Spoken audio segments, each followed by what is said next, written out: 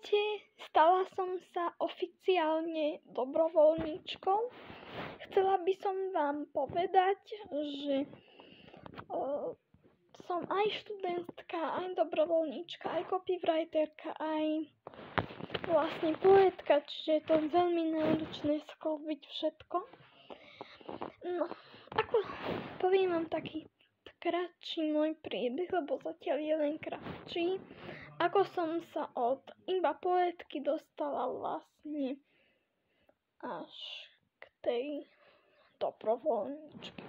Ja som vždy chcela niečo také robiť a nevedela som, že ako.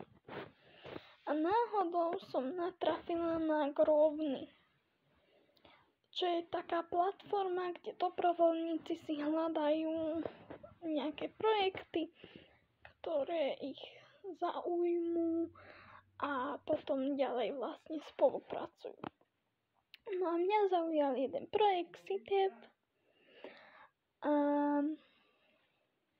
už to tak išlo. Napísala som im, že by som mala záujem.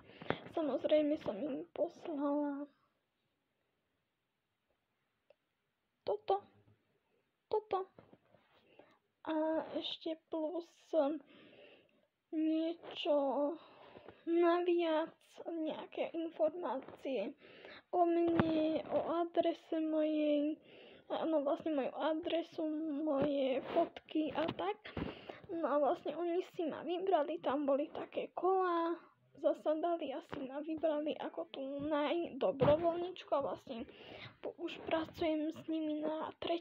projekte a som sa zoznámila aj s úžasnými ľuďmi z Jeden rodič, to je vlastne organizácia, ktorá sa venuje jednorodičovstvu, tak úplne v skratke povedané.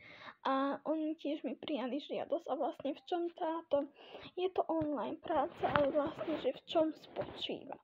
Tá prvá bola, že písať blogy na jednu tému, že o objatiach, tak som napísala básne o objatiach a napísala som nejaké články o objatiach, že sú liečivé a tak to všetko vidím. Keď vidíte toto YouTube video, tak vlastne o pár dní a vlastne mňa to tak veľmi potešilo a začala som už tak viac písať tie takéto copywriting a články a tak.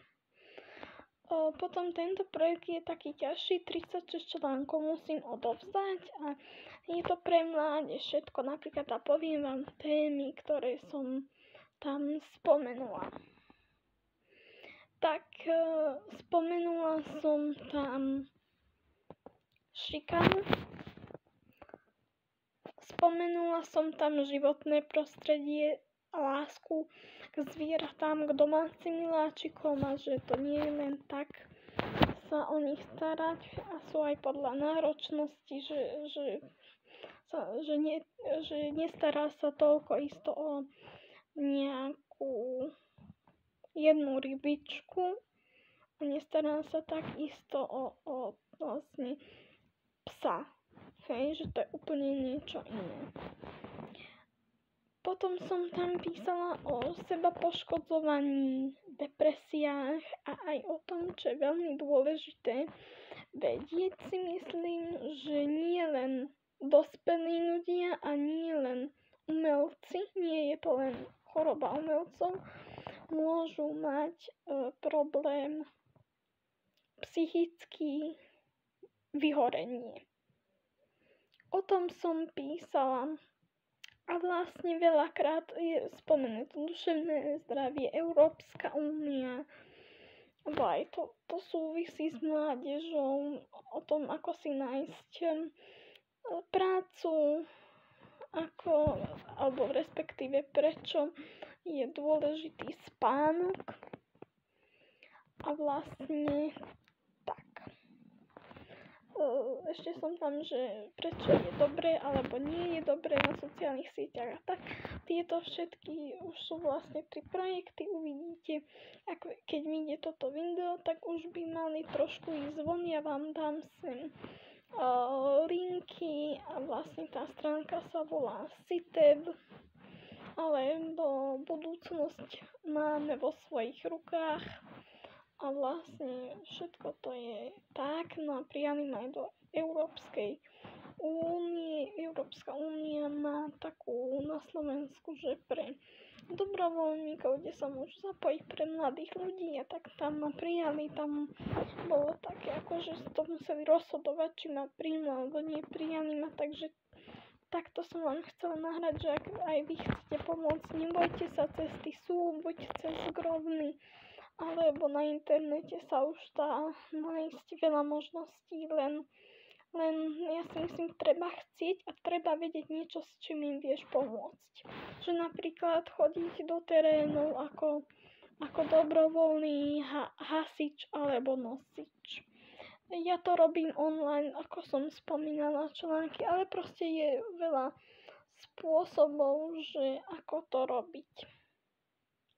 Takže želám vám krásny deň. Užite si tento deň a nech sa vám darí, nech vlastne energiu aj prijímate, aj odovzdávate, aby bolo to tak narovnako. A vidíme sa pri ďalšom videu. Neviem, či na budúce video, ale už chcem si pomaličky, možno aj veľa rokov to bude trvať, určite, ale chcem si zaobstarať také možno aj byť, alebo neviem, proste nejaké štúdio moje, také malé, nahrať, hoci to len s minimálnou technikou teraz robím, ale že by to bolo už také profesionálnejšie, ale verím, že môj obsah je aj tak hodnotný. Dúfam v to a želám vám, ako som už spomenula, všetko dobré. Čaute.